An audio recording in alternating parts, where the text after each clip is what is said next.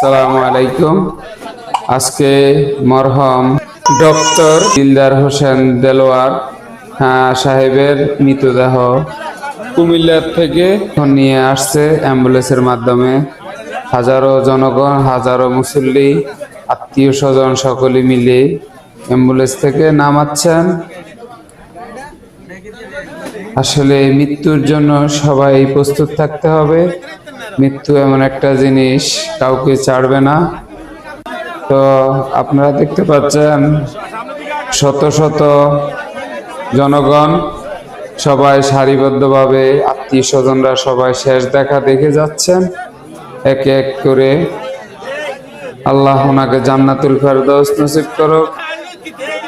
আত্মীয় স্বজন সবাই একের পর এক দেখে যাচ্ছেন।